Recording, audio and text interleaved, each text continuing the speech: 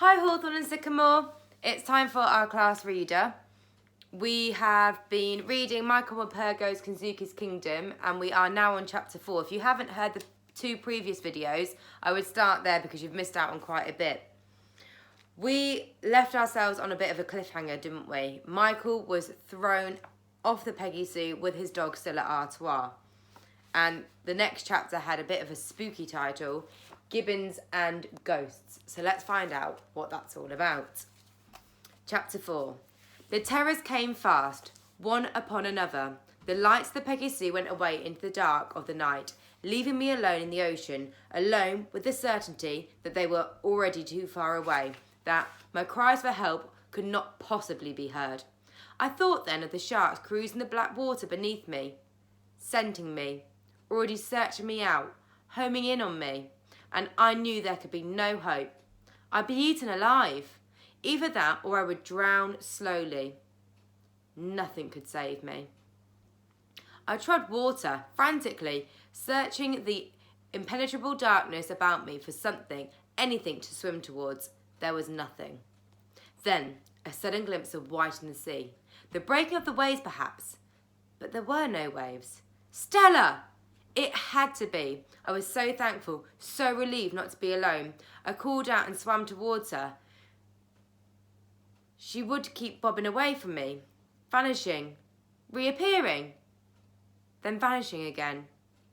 She had seemed so near, but it took several minutes of hard swimming before I came close enough to reach out and touch her. Only then did I realise my mistake. It was my football. I grabbed it and clung on, feeling the unexpected, wonderful buoyancy of it.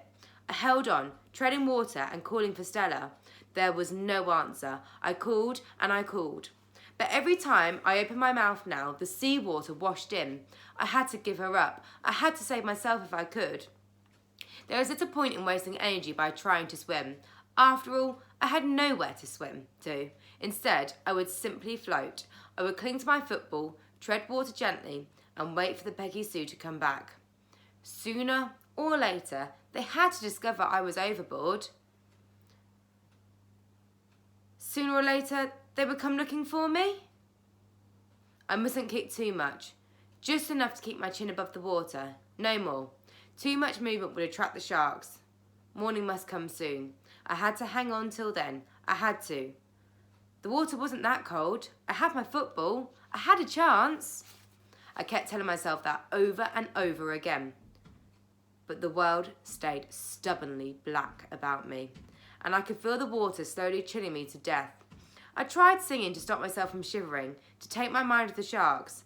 I sang every song I could remember, but after a while I forget the words. Always I come back to the only song I was sure I could finish. 10 Green Bottles. I sang it out loud and again and again. It reassured me to hear the sounds of my own voice. It made me feel less alone in the sea. And always I looked for the grey glint of dawn, but it would not come, and it would not come. Eventually I fell silent, and my legs just would not kick any more. I clung to my football, my head drifting into sleep. I knew I mustn't, but I couldn't help myself. My hands kept slipping off the ball. I was fast losing the last of my strength. I would go down to the bottom of the sea and lie in the grave amongst the seaweed and the sailor bones and the shipwrecks. The strange thing was that I didn't really mind. I didn't care. Not anymore. I floated away into sleep, into my dreams. And in my dreams I saw a boat gliding towards me, silent over the sea. The Peggy Sue! Dear, dear Peggy Sue! They had come back for me. I knew they would. Strong arms grabbed me. I was hauled upwards and out of the water. I lay there on the deck, gasping for air like a landed fish. Someone was bending over me, shaking me, talking to me. I could not understand a word that was being said, but it didn't matter. I felt Stella's hot breath on my face, her tongue licking my ear. She was safe. I was safe. All was well. I was awoken by a howling, like the howling of a gale through the masts. I looked about me. There were no masts above me. There were no sails. No movement under me either. No breath of wind. Stella Artois was barking, but some way off. I was not on a boat at all. but lying stretched out on sand. The howling became a screeching, a fearful crescendo of screeching that died away in its own echoes. I sat up. I was on a beach, a broad white sweep of sand, the trees growing thick and lush behind me right down to the beach. Then I saw Stella prancing about in the shallows. I called her and she came bounding up out of the sea to greet me, her tail circling widely. When all the leaping and licking and hugging were done, I struggled to my feet. I was weak all over. I looked all about me. The wide blue sea was as empty as the cloudless sky above. No Peggy Sue. No boats. Nothing. No one. I called again and again for my mother and my father. I called until the tears came and I could call no more, until I knew there was no point. I stood there for some time trying to work out how I got here, how it was that I'd survived. I had such confused memories of being picked up, of being on board the Peggy Sue. But I knew now I couldn't have been. I must have dreamt it, dreamed the whole thing. I must have clung to my football and kept myself afloat until I was washed up. I thought of my football then, but it was nowhere to be seen. Stella, of course, was unconcerned about the whys and wherefores. She kept bringing me sticks to throw and would go galloping after them into the sea without a care in the world. Then came the howling again from the trees, and the hackles went up on Stella's necks. She charged at the beach, barking and barking, until she was sure she had silenced the last of the echoes. It was a musical, plaintive howling that, this time, not at all menacing.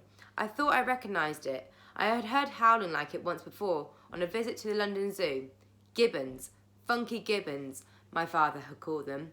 I still don't know why to this day, but I loved the sound of the word funky. Perhaps that was why I remember what they were. It's only gibbons, I told Stella. Just funky gibbons. They won't hurt us. But I couldn't be at all sure I was right. From where I now stood, I could see that the forest grew more sparsely up the side of the great hill some way inland, and it occurred to me then that if I could reach the bare rocky outcrop at the summit, I'd be able to see further out to sea, or perhaps there'd be some house or farm further inland, or maybe a road, and I could find someone to help. But if I left the beach and they came back looking for me, what then? I decided I would have to take that chance. I set off at a run, Stella Artois at my heels, and soon found myself in the cooling shade of the forest. I discovered a narrow track going uphill in the right direction, I thought. So I followed it, only slowing to a walk when the hill became too steep. The forest was alive with creatures. Birds cackled and screeched high above me, and always the howling wailed and wafted through the trees, but more distantly now. It wasn't the sounds of the forest that bothered me, though. It was the eyes. I felt as if I was being watched by 1,000 inquisitive eyes. I think Stella did too, for she was strangely quiet ever since we entered the forest, constantly glancing up at me for reassurance and comfort. I did my best to give it, but she could sense it, that I too was frightened. What had seemed at first to be a short hike now felt more like a great expedition into the interior. We emerged exhausted from the trees, clambered laboriously up a rocky scree, and stood at long last on the peak. The sun was blazing down. I had not really felt the burning heat of it until then. I scanned the horizon. If there was a sail somewhere out there in the haze, I could not see it. And then it came to me that even if I were to see a sail, what could I do? I couldn't light a fire. I had no matches. I knew about cavemen rubbing sticks together, but I had never tried it. I looked all around me now. Sea, sea, sea. Nothing but sea on all sides. I was on an island. I was alone. The island looked perhaps 2 or 3 miles in length, no more. It was shaped a bit like an elongated peanut, but longer at one end than the other. There was a long swath of brilliant white beach on both sides of the island, and at the far end of another hill, the slope steeper and more thickly wooded, but not so high as mine. With the exception of these twin peaks, the entire island seemed to be covered with forest. So far as I could see, there was no sign of any human life. Even then, as I stood there the first morning, filled with apprehension at the terrifying implications of my dreadful situation, I remember thinking how wonderful it was. A green jewel of an island framed in white, the sea all about it a silken shimmering blue. Strangely, perhaps, comforted somehow by the extraordinary beauty of the place, I was not at all downhearted. On the contrary, I felt strangely elated. I was alive. Stella Artois was alive.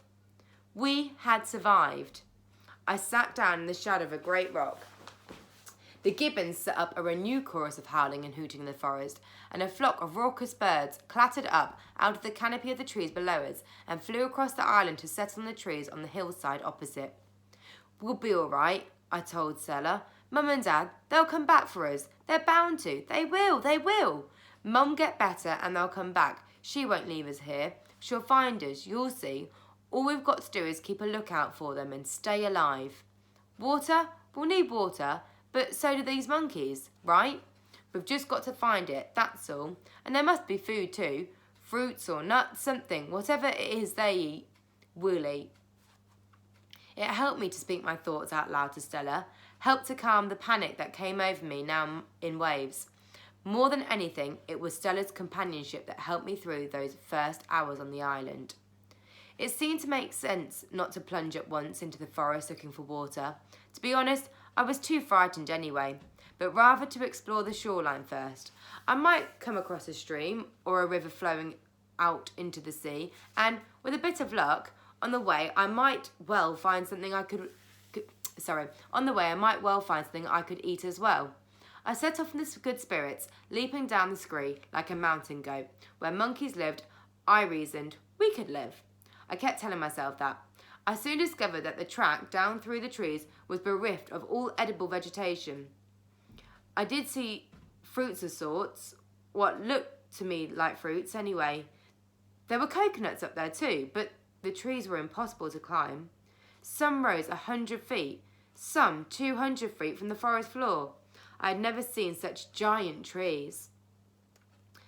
At least the intertwining canopy did provide welcome relief from the heat of the day.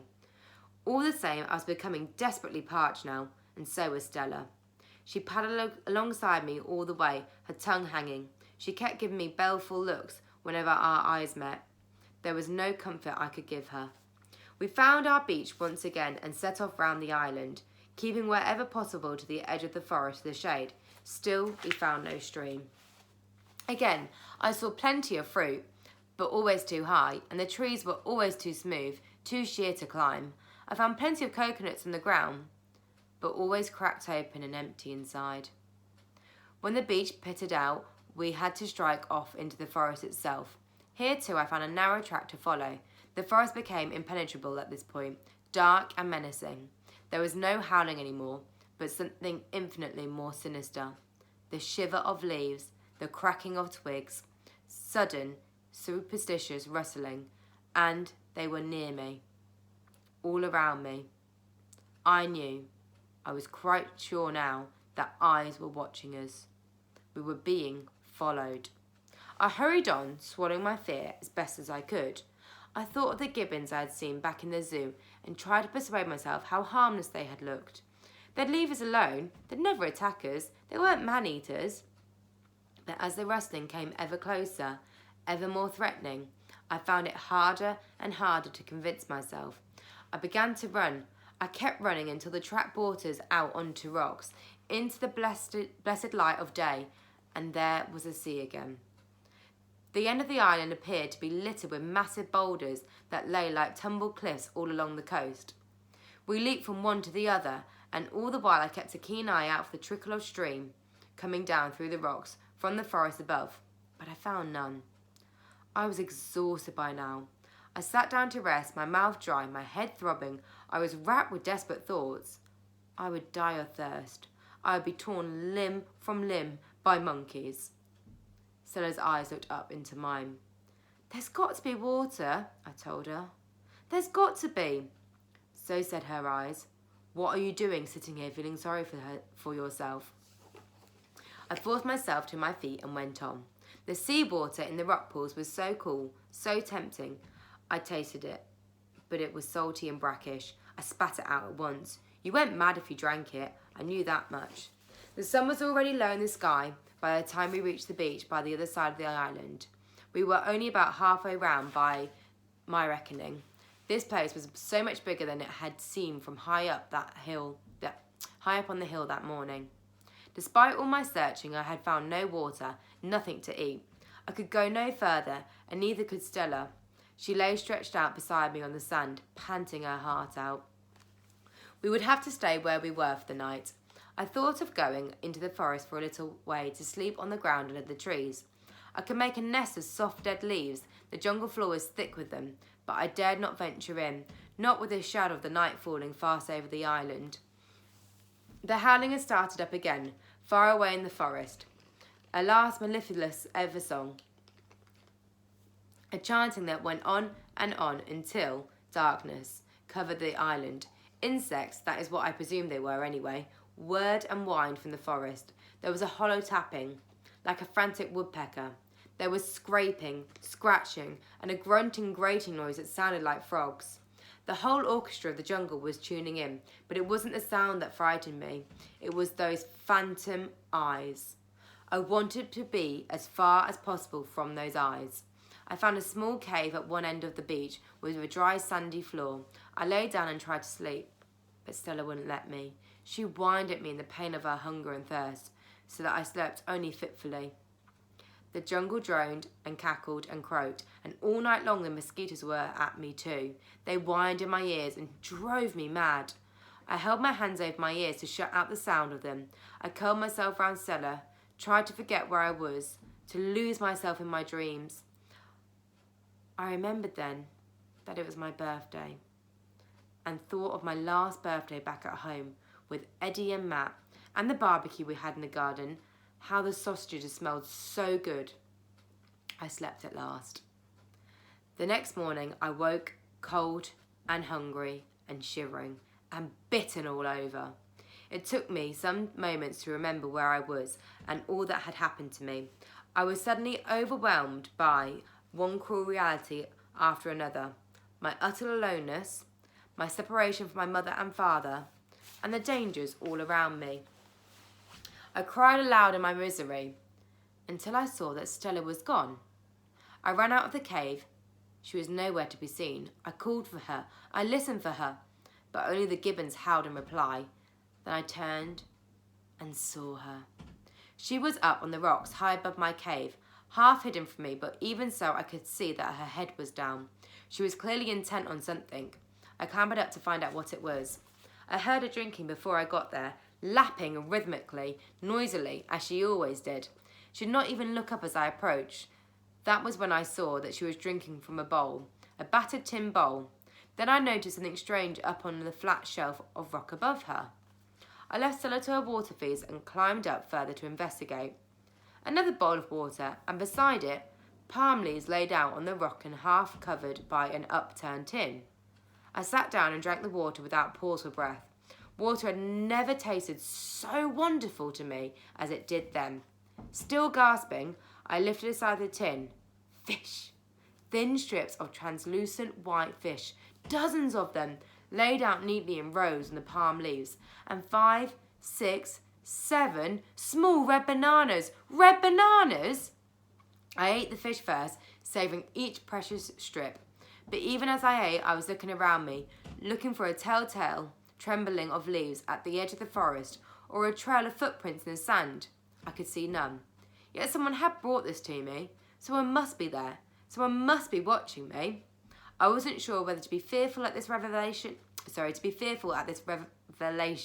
or overjoyed.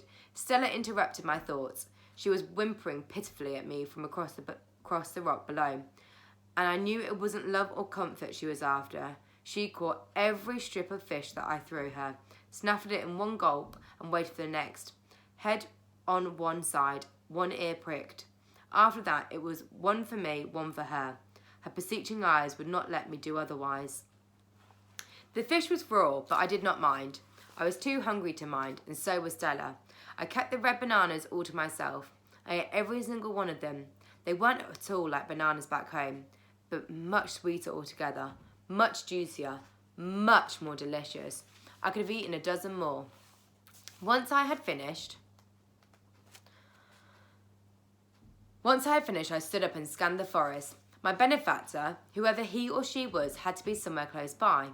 I was sure I had nothing to fear. I had to make some kind of contact. I put my hand to my mouth and called out again and again, "Thank you, thank you, thank you." My words echoed round the island. Suddenly the forest was alive again with noise, a great cacophony of singing and hooting and howling and cawing and croaking. Stella barked wildly back at it. As for me, I felt suddenly exhilarated, elated, ecstatically happy. I jumped up and down, laughing and laughing until my laughter turned to tears of joy. I was not alone on this island. Whoever was here must be friendly. Why else would they have feathers? But why wouldn't they show themselves? They would have to come back for the bowls, I thought. I'd leave a message. I found a sharp stone, knelt down and scraped out my message on the rock beside the bowls. "Thank you. My name is Michael. I fell off a boat. Who are you?"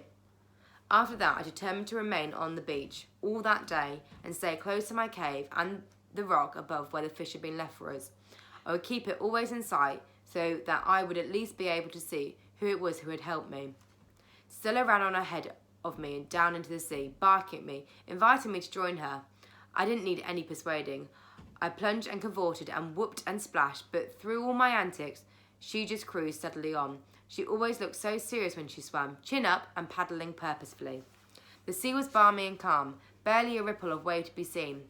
I didn't dare go out of my depth. I did quite enough of that for a lifetime. I came out clean and refreshed and invigorated. A new person. The sea was a great healer. My bites were still there, but they did not burn anymore. I decided I would explore further along the beach, right to the end if I could, just so long as I could keep my cave in view at all times. There were shells here, millions of them, golden and pink, thrown up in long lines all along the beach. Before long, I came across what seemed at some distance away like a flat wedge of rock protruding only very slightly from the sand. Stella was scrabbling excitedly at the edge of it. It turned out not to be a rock at all, but a long sheet of rusted metal, clearly all that was left of the side of a ship's hull, now sunk deep into the sand. I wondered what ship it was, how long ago she had been wrecked. Had some terrible storm driven her onto the island? Had there been any survivors? Could any of them still be here? I knelt down the sand and ran my hand along it. I noticed then a fragment of clear glass laying in the sand nearby, from a bottle perhaps. It was hot to touch, too hot to handle. It came to me in a flash. Eddie had showed me how to do it. We tried it in the playground at school, hiding behind the dustbins where no one could see us, a piece of paper, a bit of grass, and the sun. We had made fire. I didn't have any paper, but leaves would do. I ran at the beach and gathered whatever I could from under the trees, bits of cane, twigs, all sorts of leaves, paper thin, tinder dry. I made a small pile on the sand and sat down beside it. I held my piece of glass close to the leaves and angled it to the sun. I had to keep it still, quite still, and wait for the first wisp of smoke. If only I could get a fire lit. If only I could keep it alight. Then I could sleep by it at night. It would keep the flies away and the animals too. And sooner or later, a ship had to come by. Someone would spot the smoke. I sat and I sat. Stella came over to bother me. She wanted to play, but I pushed her away. In the end, she went off and sulked, stretching out with a sigh under the shade of the palm trees. The sun was roasting hot, but still nothing happened. My arm was beginning to ache, so I arranged a frame of twigs above the leaves, laid the glass across it, then crouched by it and waited. Still nothing. All of a sudden, Stella sprang up from her sleep, a deep growl in her throat. She turned and ran down towards me, wheeling round to bark her fury at the forest. Then I saw what it was that had disturbed her. A shadow under the trees moved and came, lumbering out into the sunlight towards us. A monkey. A giant monkey. Not a gibbon at all. It moved slowly on all fours, and it was brown, ginger brown. An orangutan, I was sure of it. He sat down just a few feet from me and considered me. I dared not move. When he'd seen enough, he scratched his neck casually, turned and made his way on all fours slowly back into the forest. Stella went on growling long after he had left. So there were orangutans here as well as the gibbons. Or perhaps it was the orangutans that made the howling noise and not gibbons at all. Maybe I'd been wrong all along. I'd seen Clint Eastwood film once with an orangutan. That one, I remembered, had been friendly enough. I just hoped this one would be the same. Then I saw smoke. I smelled smoke. There was a glow in amongst my pile of leaves. I crouched down at once and blew on it gently. The glow became flames. I put on a few more leaves, then a dry twig or two, then some bigger ones. I had a fire. I had a fire. I dashed into the forest and collected all the debris, all the dried up coconut shells, all the wood I could find. Back and forth I went until my fire was roaring and crackling like an inferno. Sparks were flying high into the air. Smoke was rising into the trees behind me. I knew I could not rest now, that the fire would need still more wood, bigger wood, branches even. I'd have to fetch and carry until I was quite certain I had enough to keep it going and enough in reserve. Stella, I noticed, would not come with me into the forest, but stayed waiting for me by the fire. I knew well enough why. I kept a wary eye out for the orangutan myself, but I was too intent on my fire now not to worry much about him. My pile of wood was huge by now, but all the same I went back into the forest one last time, just in case the fire burned itself out quicker than I expected. I had to go deeper into the forest, so it took a while. I was coming out of the trees, loaded with wood up to my chin, when I realised there was a much less smoke coming from the fire than there had been before, and no flames at all. Then through the smoke I saw him, the orangutan, who was crouching down and scooping sand onto my fire. He stood up, came towards me. Now out of the smoke, he was not an orangutan at all. He was a man. And that's where we're going to leave it for today. The next chapter is called I, Kensuke, and that is the image. And I will read that one for you tomorrow.